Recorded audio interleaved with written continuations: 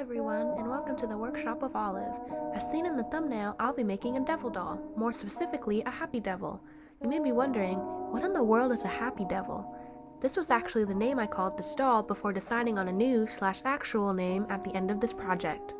I'm not the best at naming dolls, so I usually give them nicknames at the beginning of the project. Now enough about this doll's nickname, let's get to the concept art. I've been wanting to make a devil doll for a while, but somehow wanted to make her more cheerful and close to my style. To achieve this, I imagined her as the odd one out within her group of devil friends. She's cheerful, yet still fierce, almost like an anti-hero. I also wanted her to look over the top, so I gave her giant wavy ponytails, big heart earrings, and knee-high roller skate boots. I'd also gotten some roller skates at the time, inspiring me to add those. For the outfit, I wanted it to be a punk yet sassy look, so I gave her a bright orange tank top, with a long-sleeve fishnet shirt and a heart-patterned skirt accompanied by a chain belt. Later on, I also gave her a staff to push my anti-hero idea. Lastly, for the makeup, I was really inspired by the makeup trend of putting blush over your cheeks and nose, and also the trend of painting little shapes on your cheeks. So I added many heart designs on the face. Now that I've given a little too in-depth explanation on my concept art, let's get to the doll! For this doll, I used Clawdeen wool, which I got off of eBay on a doll lot. I started by cutting off the hair. For me, when I cut off the hair, I go section by section. I recommend this way because it just gets all the hair off as much as possible and you don't have a bunch of big hair spikes everywhere.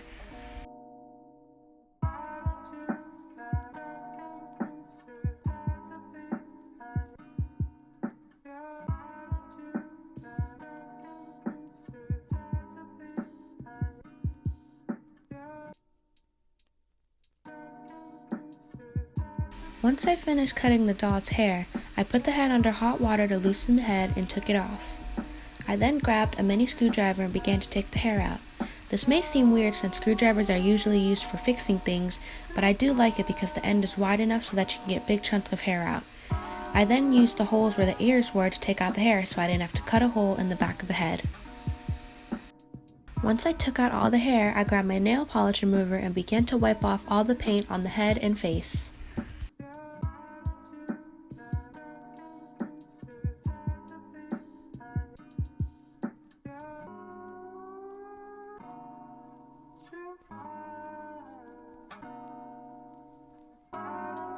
When wiping off the face, I recommend putting hard pressure on wherever you're trying to wipe off.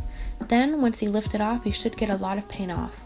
If you have little bits left, I recommend doing little swirls around it so you do not spread any paint all over the face.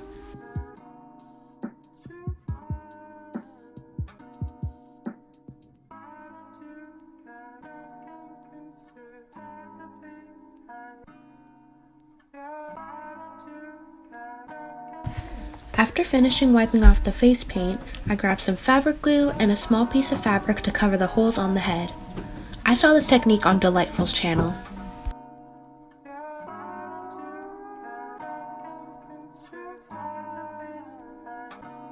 Once the fabric and the glue dried, I grabbed some epoxy sculpt and wire and began to form the horns. To make sure that the horns were in the right shape, I placed them on the head and formed them until they looked right.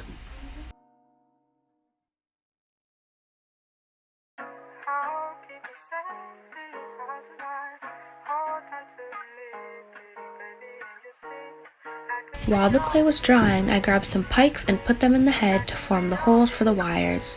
I did have a little fun with this though.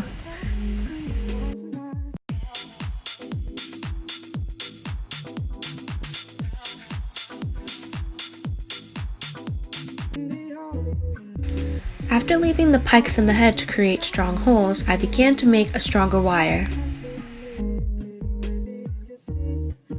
I then placed the pike in the head again and quickly replaced it with the wire so that way the holes wouldn't shrink.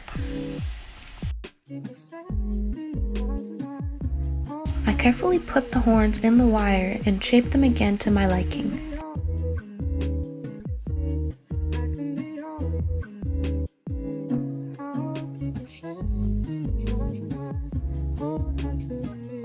Once the horns were dry, I marked out where they were supposed to go and took them out so they weren't in the way when I was doing the hair or the repaint.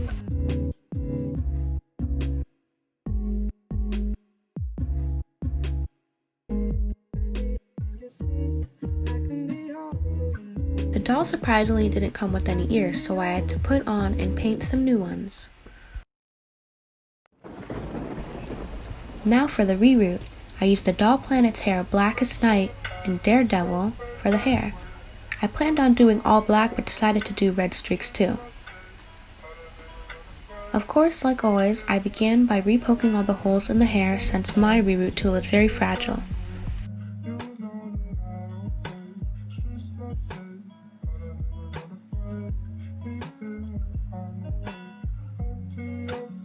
Once all the holes were repoked, I began by doing the hair.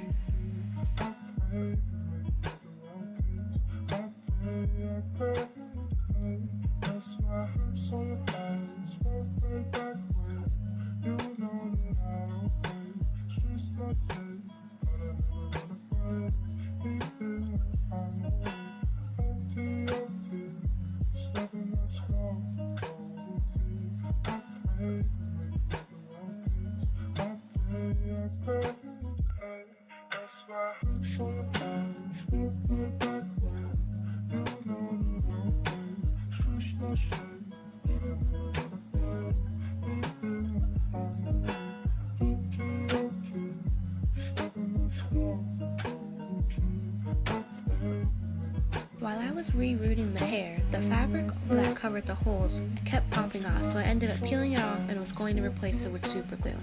This wasn't my favorite method since my only super glue does tend to fizz and would not be great for rerouting, but it was the only thing I had, so I had to use that. To work with the layers of super glue I put on the head, I used my repoking needle again and made a hole, and then like the horns, I quickly replaced it with the reroute tool.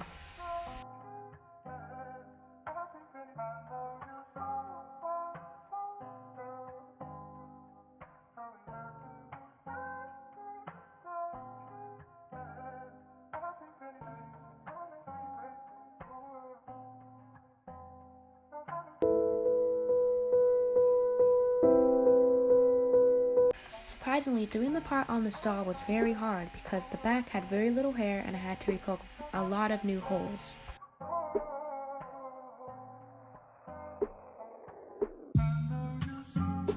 Finally I was done and was able to set down the hair with hot water. I then let it dry. While it was drying, I finished painting the horns by doing a black to red ombre using a sponge technique. This is just lightly pressing on the horns with the sponge. To add dramatic effect, I also glossed up the horns. Here's what they look like, but I did have to take them out.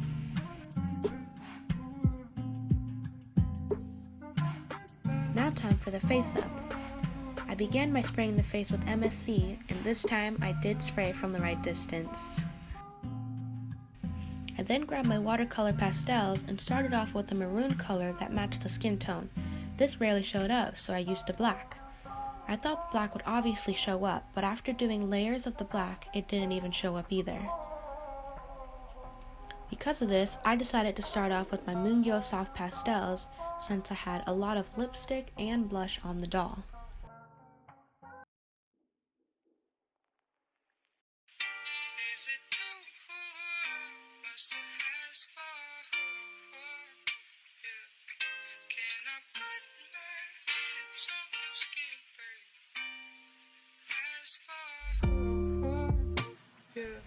I then sprayed the doll with Mr. Super Clear again, and the black color pencil did show up again. It wasn't as dark as I wanted it to be, but it was good enough.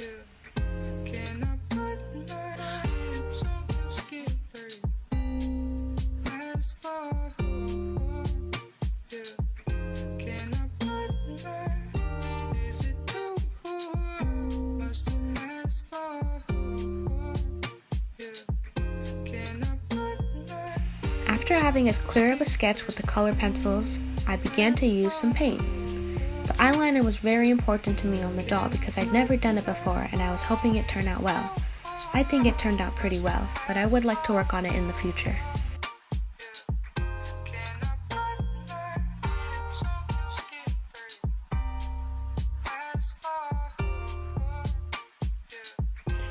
For the eyes, I wanted to have a subtle red to dark red gradient. To do this, I started by filling in the eye with the dark red and used the sponge technique again to add the red.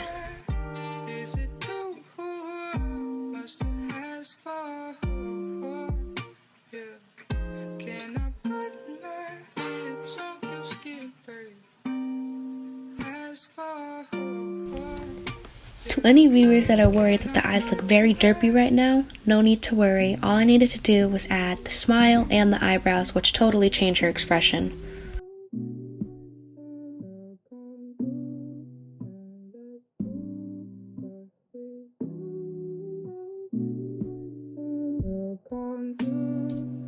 Here's what the eyes looked like when I added the gradient and eyelashes. And after many tweaks off camera, here's what the final face looks like. As you can see, I added hearts where the blush goes, a band-aid, and even added an open mouth smile, which I thought gave her more of a happy and kind look. Now for the part I was most nervous about, curling the hair. I didn't know exactly how I wanted to curl the hair or what the curl should look like, so I did two techniques. One was using straw rollers, and the other was doing tight little braids.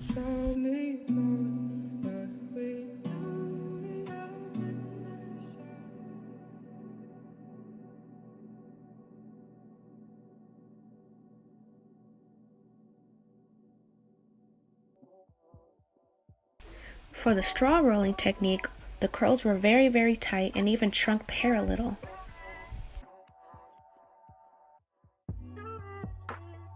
As for the braiding technique, it gave me very subtle curls, which I liked more and also didn't shorten the hair, so I decided to make even more little braids. Here's what the hair looked like all together and tied up.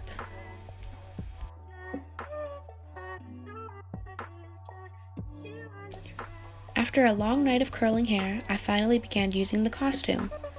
I used a pattern from a tank top dress I made not too long ago and changed it into a crop top tank top.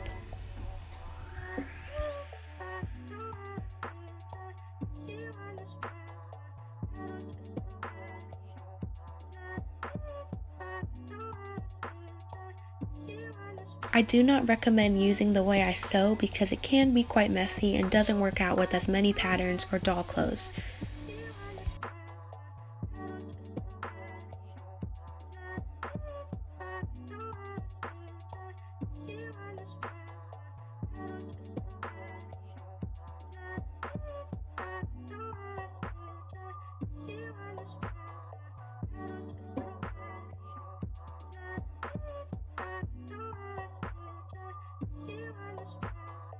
After pinning down and cutting out all the patterns, I was able to sew the tank top on my new sewing machine, which I was very excited to get a couple weeks before this project. After sewing the tank top, I added buttons to tighten the shirt, a design which was a heart with horns, and added the black net sleeves.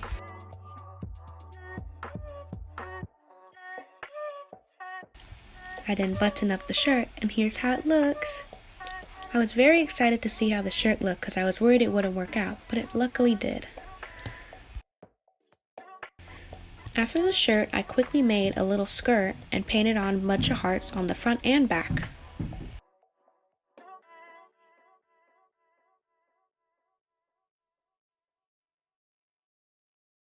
After all the clothes, I began to make the accessories.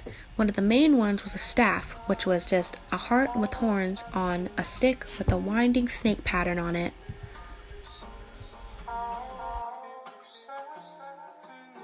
Here's the full clay version of the staff. Now time for painting it. For the staff, I just had a black background on most of it, but for the snake and the heart, I had a red to black gradient, just like the horn. I also used the same sponge technique.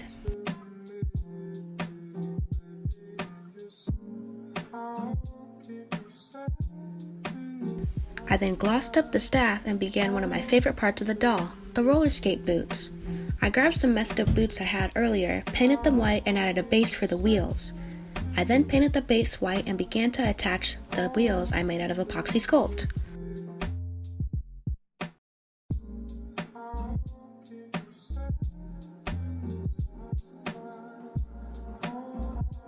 I didn't know what color I wanted for the wheels, so I painted one wheel black and the other red. After looking at it for a while, I decided to paint all the wheels red. Then the most tedious part came. I had to paint all the laces back black. This was a little frustrating and I was worried I was going to mess it up, but luckily I didn't.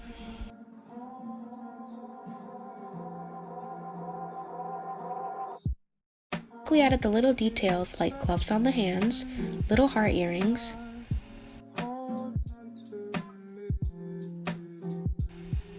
and of course attaching the horns. Now here's the final reveal.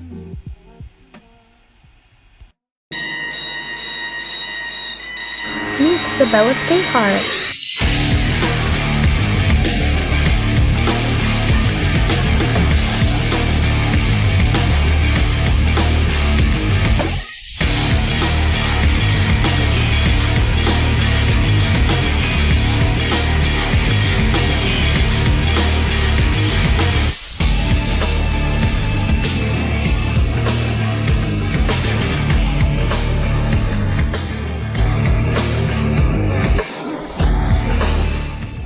Thank you so much for watching this video. I hope you enjoyed the process of making this doll as much as I did. Make sure to like, subscribe, and check out my Etsy shop in the description below, where, surprise, I will be selling my doll there. Make sure to check that out, and bye!